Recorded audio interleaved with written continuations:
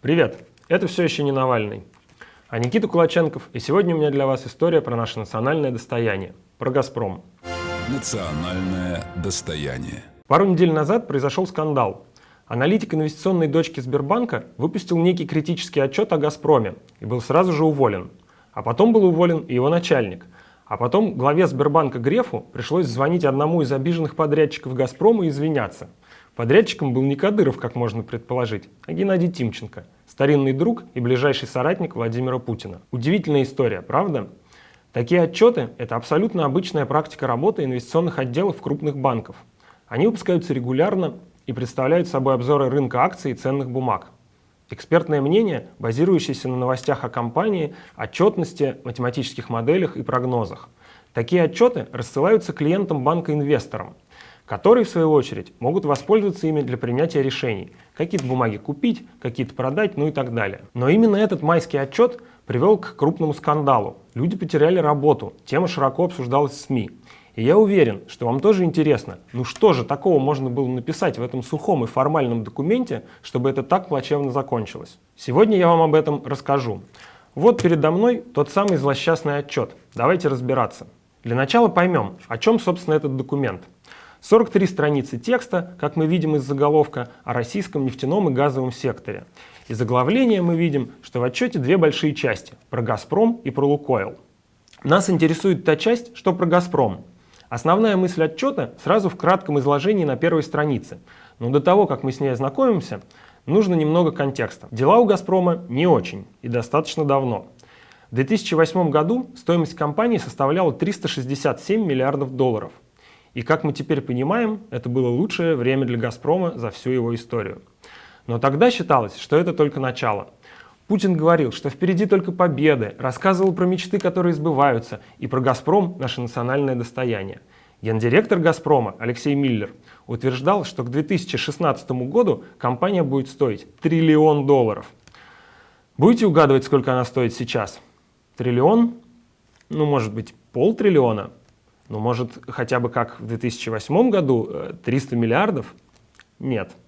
«Газпром» стоит 54 миллиарда долларов. Согласитесь, для инвестора, который в 2008 году поверил Миллеру и Путину, это, мягко говоря, разочарование. Компания стоит в 20 раз меньше, чем прогнозировалось.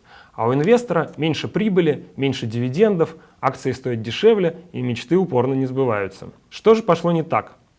Этот вопрос стоит уже 10 лет, с тех пор, как дела идут не так. Кто же виноват? Отчего так произошло? В чем же причина? Почему действительно гигантская и перспективная компания, находящаяся под зорким контролем президента и правительства, стоит в 1,5 раза дешевле, чем сеть кофеин Starbucks? «Газпром» — это не просто национальное достояние, это то, на чем зиждется вся Европа. Не зависит, а именно так, зиждется. Вот посмотрите на график. Это капитализация хорошо известных вам компаний. Вот тут самая дорогая – Apple. Вот тут Netflix с сериальчиками, он стоит почти 100 миллиардов. Disney совсем рядом, вот тут упомянутый Starbucks, а вот здесь «Газпром» для сравнения. А обещали, что он будет вот здесь, но он тут. Вот такой контекст. А теперь вернемся к отчету Сбербанка, потому что на эти вопросы они и пытаются ответить. И вывод у них простой. У «Газпрома», в отличие от нормальных компаний, просто нет задачи быть прибыльным. У «Газпрома» другая повестка. «Газпром» существует не для того, чтобы приносить прибыль акционерам, то есть государству и другим частным инвесторам, а для того, чтобы обогащать подрядчиков, которые этот «Газпром» обслуживают. Речь идет о хорошо известных вам друзьях Путина, уже упомянутом Тимченко и еще одном друге детства, физкультурнике Ротенберге. И еще одно наблюдение от аналитиков Сбербанка. Вместо того, чтобы заниматься экономически целесообразными проектами, «Газпром» занят обслуживанием так называемых геополитических интересов нашей страны, то есть амбиций все того же Путина. Поэтому стоимость «Газпрома» не растет, а падает. Все свободные средства, которые могли бы стать выгодными инвестициями или дивидендами для государства и акционеров, тратятся на сомнительные убыточные проекты. Для подтверждения своего предположения Сбербанк анализирует 3 мегапроекта «Газпрома», о которых мы и поговорим.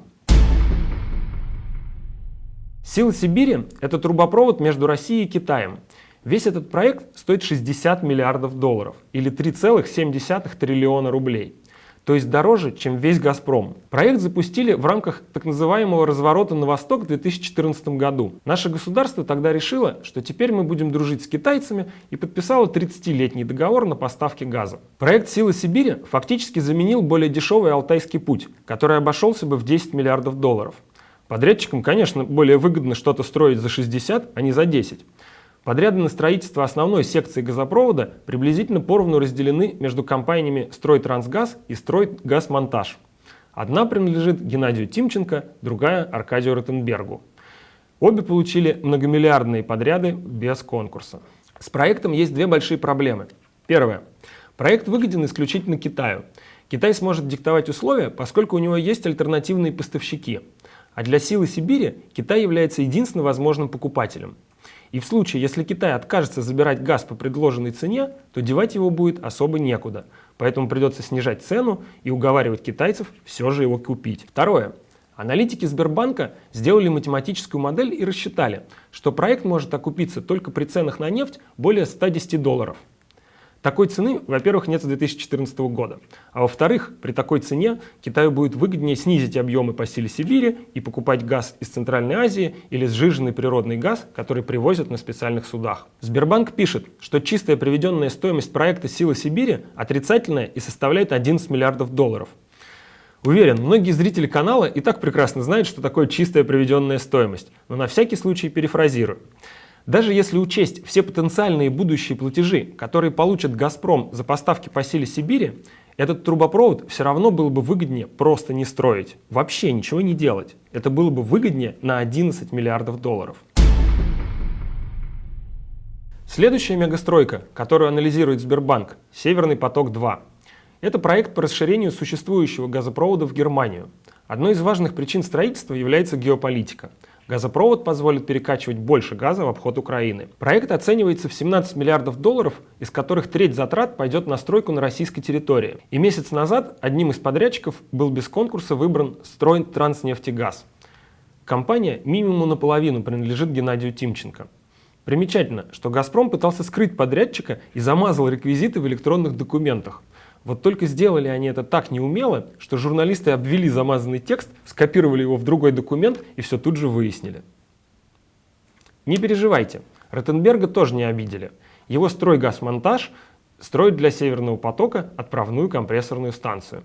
Заработавший «Северный поток-2» может отбить вложения через 20 лет, но чистая приведенная стоимость опять отрицательная и составляет 6 миллиардов. Третий проект – «Турецкий поток». Это новый газопровод по дну Черного моря в, соответственно, Турцию. Желание обойти Украину и тут явно является важной, если не основной причиной строительства. Да, свой газопровод напрямую до Турции и потенциально до Болгарии позволит сэкономить на выплатах за транзит газа Украине, но полностью отказаться от транзита все равно не получится. И оба проекта не открывают для России никаких новых рынков сбыта. Затраты по турецкому потоку оцениваются в 21 миллиард долларов, из которых больше половины придется на российскую часть. Это значит, что там будут все те же, никем не контролируемые друзья-подрядчики. Подробности о суммах и подрядчиках российской части турецкого потока в отчете не приводятся. Видимо, в этом случае в «Газпроме» все хорошо замазали в документах. Но мы точно знаем, что, например, компрессорные станции строил ротенберговский «Стройгазмонтаж». Убыток от турецкого потока будет даже больше, чем от более дорогой «Силы Сибири». Он вернет вложения только через 50 лет. А его чистая приведенная стоимость, внимание, минус 13 миллиардов долларов. Даже если он проработает полвека, его выгоднее просто не строить. Но это еще не все, что написано в отчете. По мнению Сбербанка, следующим мегапроектом «Газпрома» станет замена старых труб на существующих газопроводах. В «Газпроме» нет четких правил обновления труб. Некоторые меняются через 20 лет, некоторые работают по 50.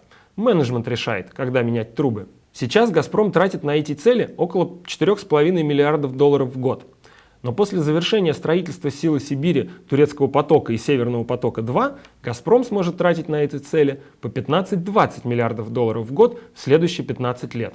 Это очень понравится тем, кто будет поставлять трубы и их укладывать. А почему Сбербанк думает, что начнется такой мегапроект? Существующие в России производители труб загружены сейчас на приблизительно 50% от своей мощности. Ситуация не самая лучшая, но внезапно под Загорском строится новый трубопрокатный завод, который очень быстро получает допуск на поставку труб и контракт на 11 миллиардов рублей от «Газпрома». Одновременно «Газпром» расторгает старые договоры с другими производителями труб. И снова сюрприз, одним из известных владельцев нового завода оказывается одногруппник Путина по ЛГУ Николай Егоров. Уже после выпуска отчета появилась новость, которая косвенно подтверждает предположение аналитиков Сбербанка о предстоящем мегапроекте.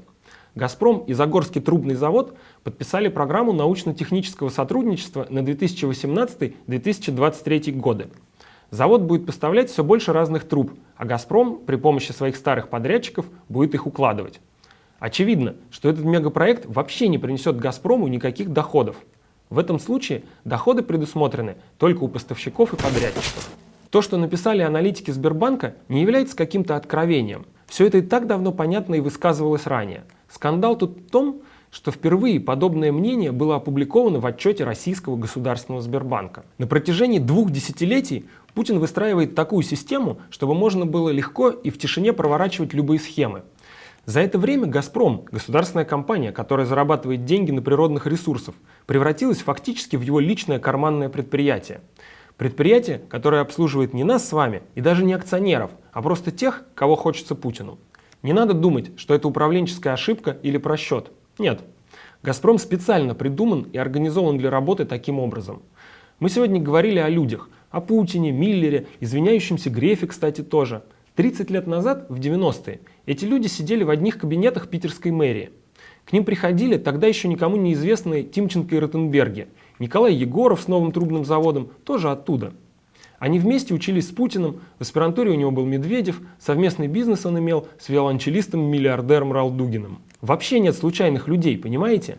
И не может быть, потому что любой вменяемый человек, оказавшись случайно в «Газпроме», тут же забил бы тревогу.